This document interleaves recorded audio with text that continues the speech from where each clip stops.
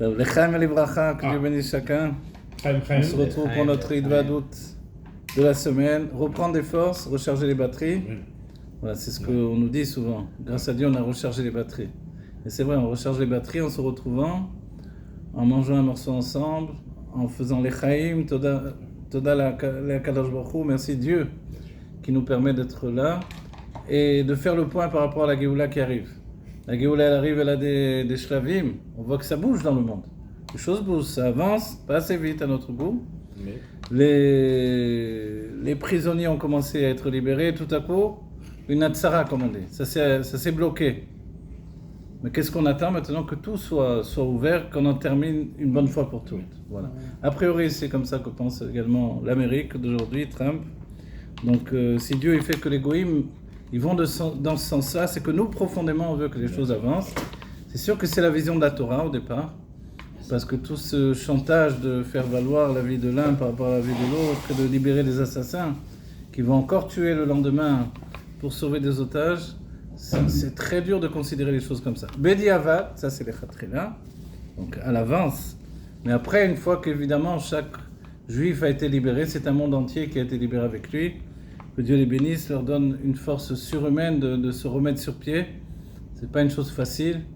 Et que tous ceux qui sont encore prisonniers, ils sortent des mains de leur tortionnaire, comme on dit.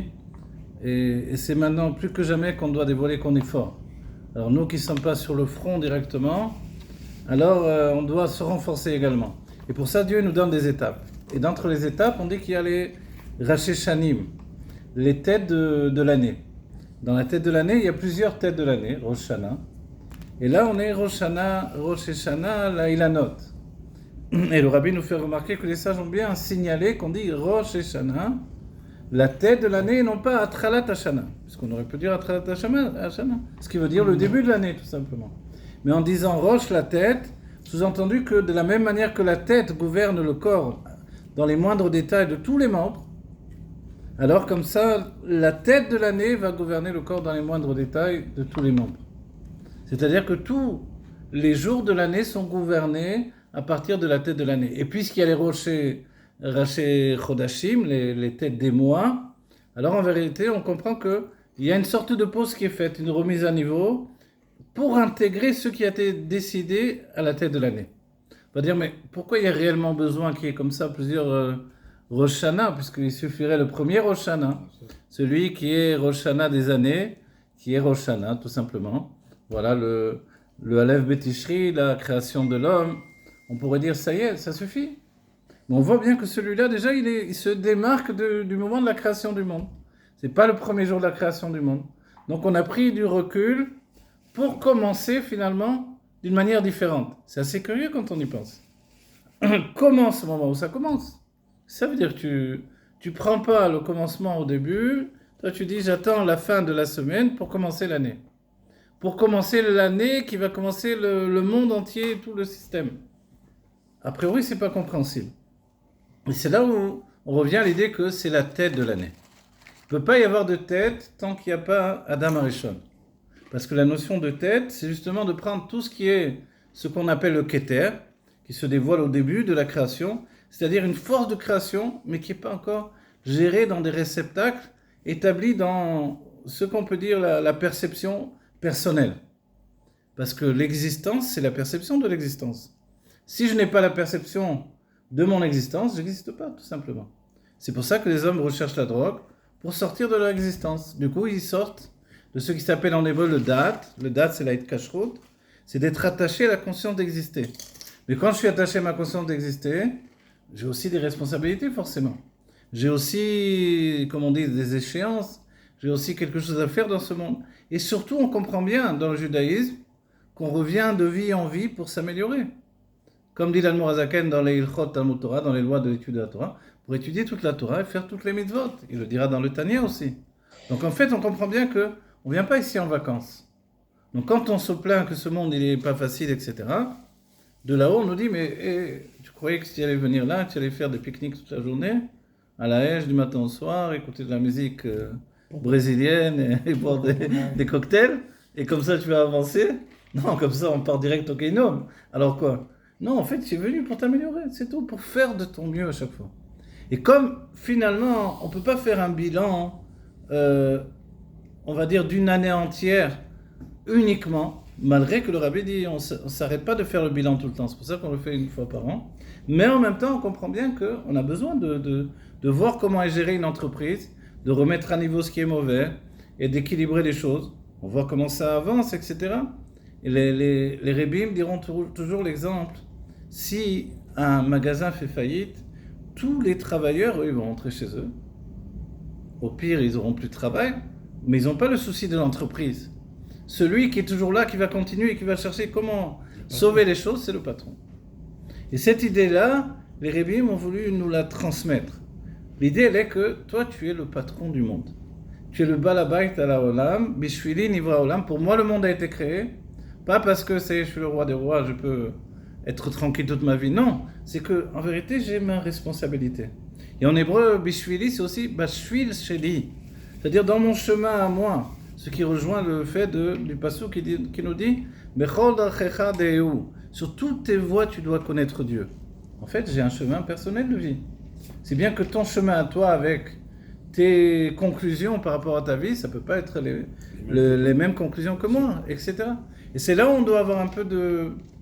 Pas juste de dire l'autre, il se conduit mal, etc. Non, est-ce que tu es capable de le regarder avec toute sa vie? Et des fois, je me rappelle quand des gens s'embrouillent dans la rue comme ça, etc. Il y a toujours quelqu'un qui veut éduquer l'autre.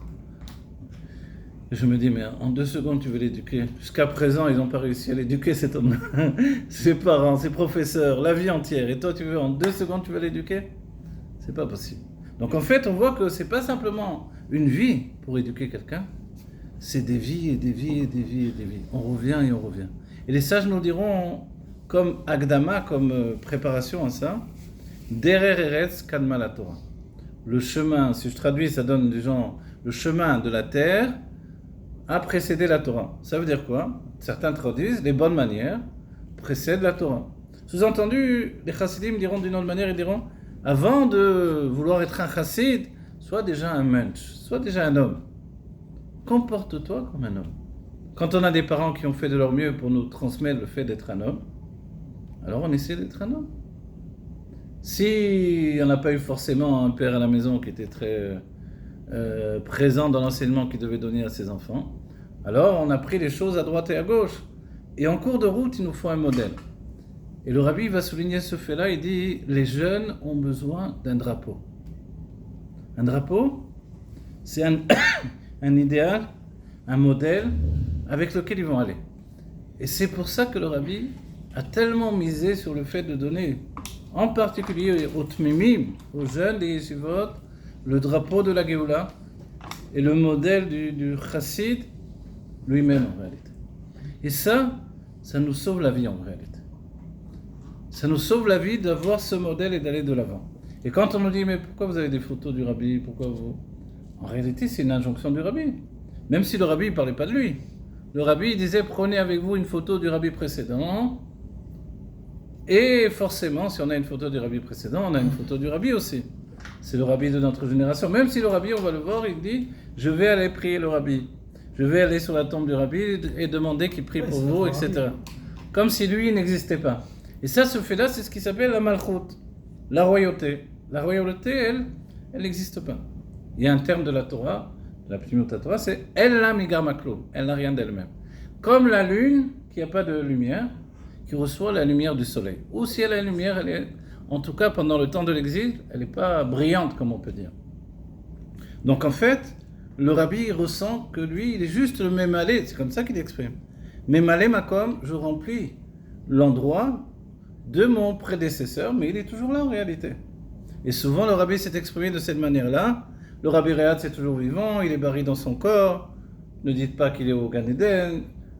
On va dire, mais c'est sérieux, le rabbi nous dit ça? En fait, mais si on pense que quand il va au Oel, il parle avec le mur, ou si nous, quand on va au Kotel, on parle avec le mur, parce qu'on s'est habitué à parler avec des murs. Non, c'est pas cette idée-là. C'est où il y a quelqu'un là-bas de vivant avec qui il y a vraiment ce qui s'appelle une notion, je te parle et tu me réponds.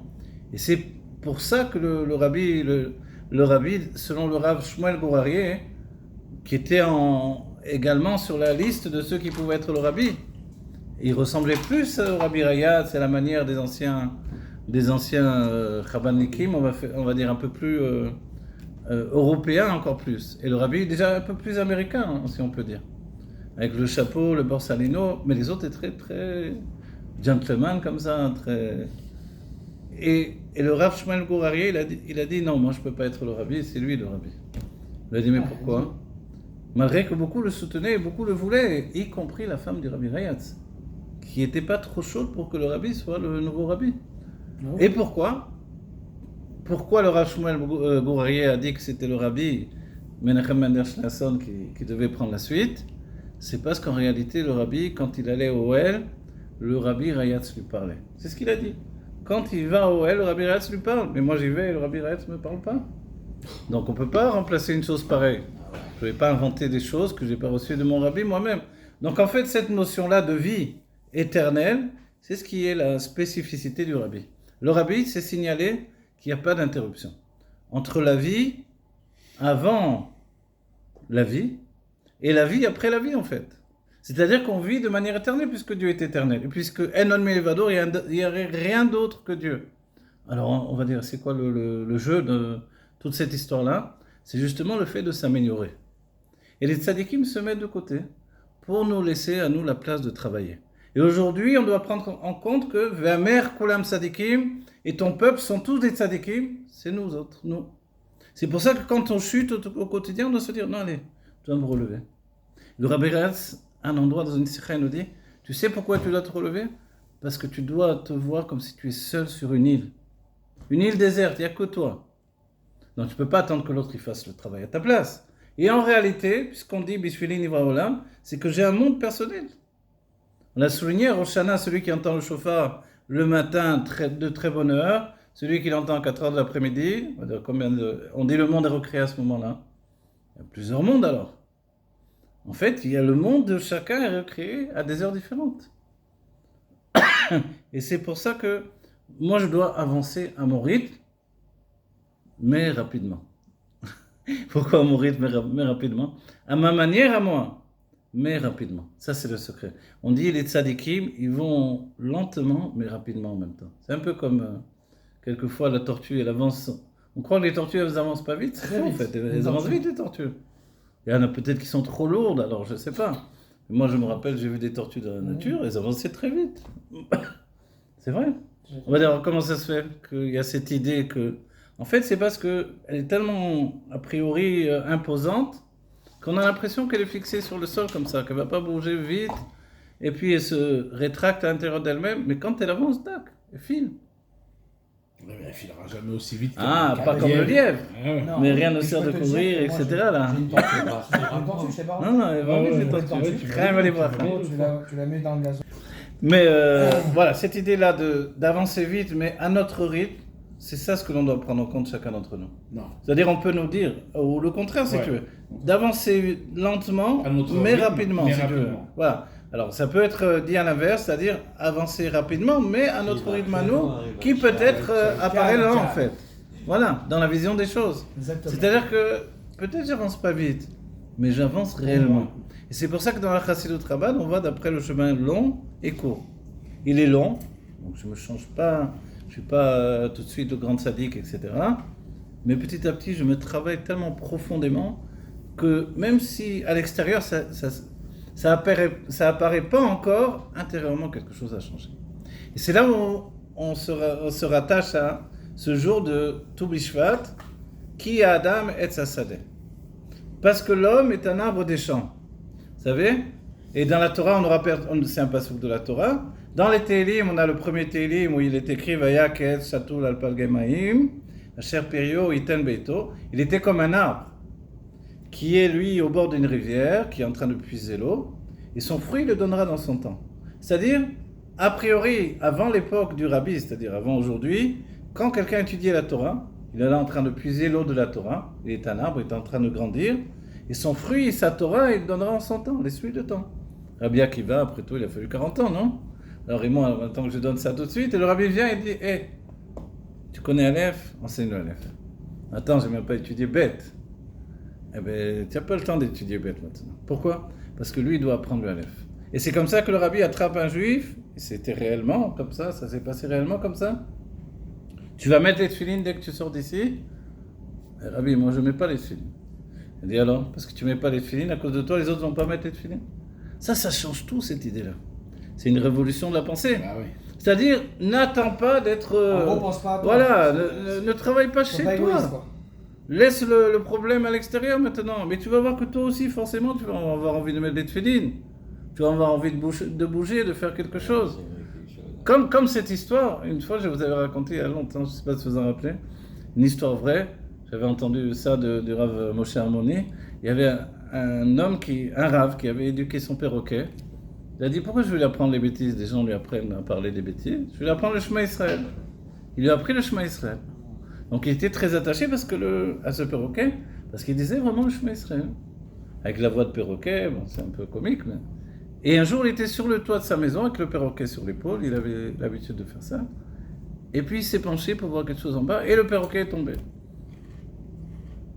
Il a couru en bas, il n'a pas trouvé. En fait, quelqu'un l'avait trouvé par terre, il a pris chez lui, il a soigné, etc. Un juif qui n'était pas encore très religieux, les tata pour l'instant. Et puis, un matin, il était couché dans son lit. Tout à coup, il entend le perroquet qui crie « Shema Israël !» Il avait retrouvé la voix. Hashem Elokeinu Hashem Echad. Il était comme un fou, c'était un miracle. Il a dit « Qu'est-ce qui se passe ?» Il a été à l'armoire, il a cherché cette filine qu'il n'avait pas mis depuis la bar mitzvah.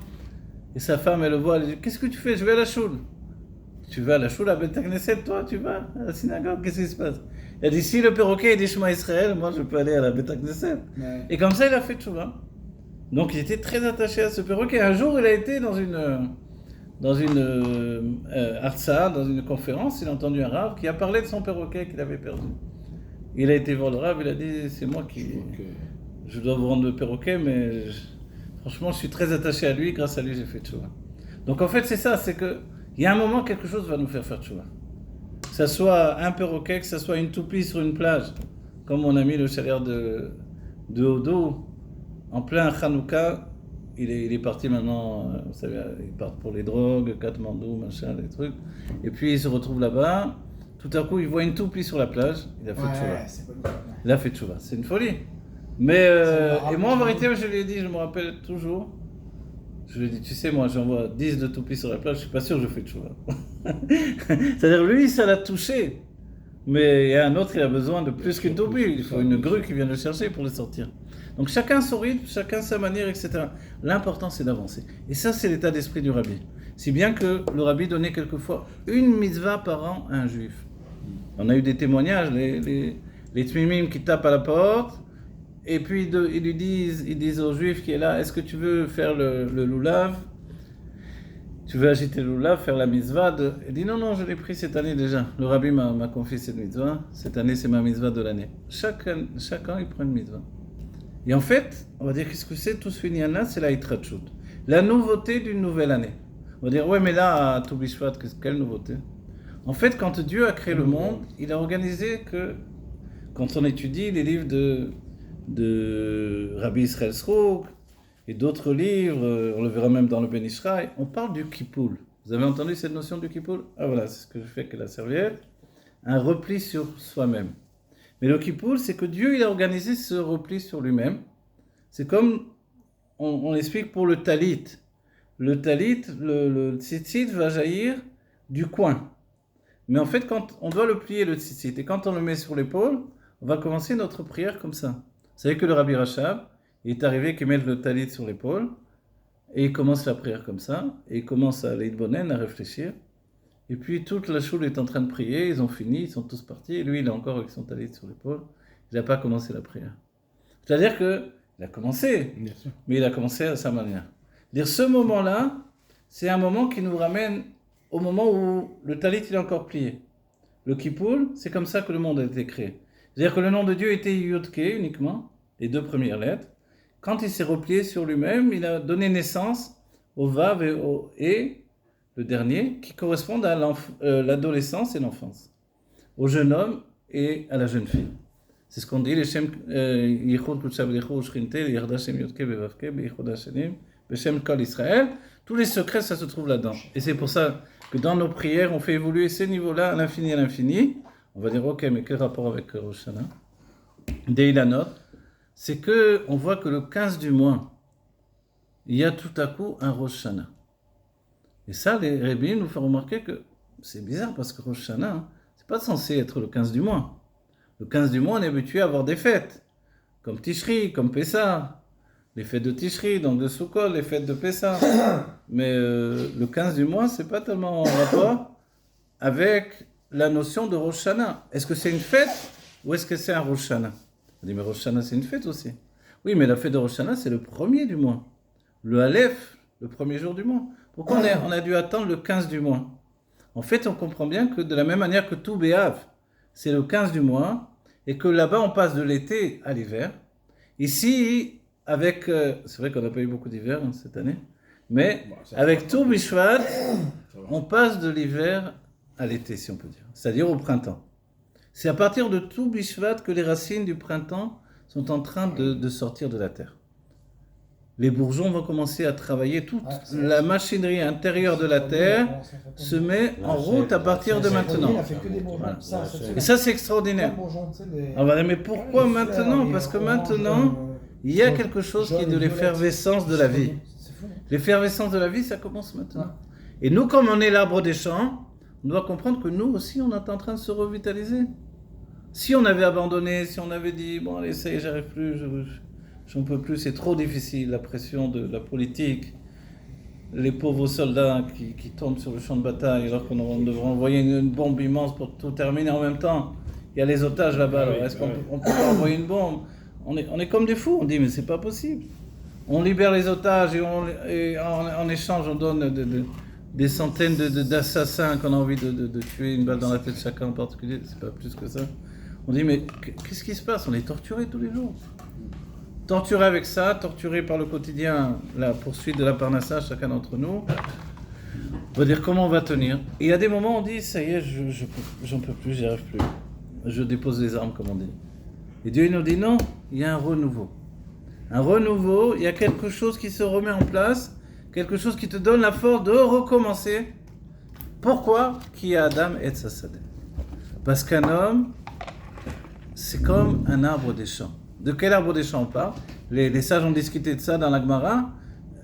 C'est la discussion. Est-ce que quand on prend possession de la terre d'Israël et qu'on arrive à plusieurs endroits, est-ce qu'on doit, dans la conquête, est-ce qu'on doit détruire les arbres des champs? La réponse est non. Et pourquoi? Parce que ces racines des arbres des champs, en fait, sont reliées à nous. Et c'est pour ça que nous, comme les arbres des champs, on a été fait avec la terre, l'argile, que Dieu a utilisé pour faire le monde lui-même. Donc voilà, on doit reprendre de la vitalité. Donc c'est vrai que des fois, les hommes, il se peut qu'on ne soit pas très très fruits. On préfère manger de la viande, du poisson, ou je ne sais pas. Mais quand on aime bien les fruits, c'est bien. Mais voilà, aujourd'hui, on doit se dire que non, il faut absolument que je prenne en compte que ce n'est pas juste un minhag Israël. C'est un renouveau de vitalité au-dedans de moi. Et il y a même un secret d'avoir 10 fruits sur la table par rapport aux 10 sphirotes. Et de comprendre que dans la Kabbalah, on dit que c'est par rapport au monde divin, dans les niveaux les plus élevés. Il y a les fruits d'Atsilut, les fruits de Bria, les fruits de Yetzira, de Asiya. Ça dépend de est-ce qu'on les mange entièrement, est-ce qu'ils ont une pellicule autour, est-ce qu'il faut les éplucher, est-ce qu'ils ont des garinim, ou est-ce qu'ils ont à l'intérieur un noyau. Tout ça, ça va faire la différence. Et on voit le fruit le plus difficile, c'est la noix. Elle a une écorce à l'extérieur très très dure. Elle a à l'intérieur, elle a une écorce intérieure qui sépare les morceaux de noix, comme ça on dit en français. Et puis il y a aussi une fine pellicule qui est au-dessus. Et on dit en fait la noix, elle est faite à l'image des klipotes. Les shalosh klipot atmeot, et puis la klipa de noga. C'est-à-dire que pour enlever la petite klipa, la petite écorce, il faut la mettre dans l'eau. Si on laisse dans l'eau la noix, alors la klipa, la petite, on peut l'enlever facilement. Ça, c'est l'eau de la Torah qui nous permet d'enlever tout ce qu'il y a de mauvais sur nous. Et c'est pour ça que on doit étudier sans s'arrêter. Toute notre vie, c'est l'étude de la Torah. Parce que sans l'étude de la Torah, on ne serait pas un Etz HaSadeh, ne serait pas un arbre des champs, mais on serait un animal de la forêt. Voilà. Alors que Dieu nous sauve d'être un animal de la forêt, que l'on prenne en compte que nous sommes un arbre des champs. Comme l'arbre, on n'a pas de feuillage, mais on a des cheveux. Alors, on voit bien qu'il y a des similitudes. Nous aussi, on a les pieds par terre. Et puis, les branches qui s'élèvent vers le ciel, ce sont nos bras, nos sentiments qui s'élèvent vers Dieu. Et puis, les fruits vont venir en leur temps. C'est toutes les brachot que Dieu veut nous accorder. Les chem, les brachas, que l'on vive vraiment ce moment de Géoula pour tous les Juifs. Chacun d'entre nous, dans notre vie, dans les moindres détails de notre vie, on veut être heureux. Comme on dit à Rosh Hashanah ou à Rosh Chodesh, on demande à Dieu, vous vous rappelez ce qu'on dit à Rosh Chodesh, Ana Hashem, on demande de nous donner la tzlacha, pas seulement Oshiana, qui est le fait de nous sauver. On pourrait dire ça suffit, tu veux demander de te sauver. Non, on demande la tzlacha aussi à Dieu. Non, si tu me sauves et que je vais être un canard boiteux, ça ne m'intéresse pas. Non, donne-moi vraiment la tzlacha. On souhaite la tzlacha à chacun d'entre nous, à nos soldats, à chacun d'entre nous en particulier, et que vite, aux femmes, aux enfants, chacun d'entre nous, dans la joie infinie, la Géoula, Mitiv Hashem, Yichya Melech HaMashiach. Amen.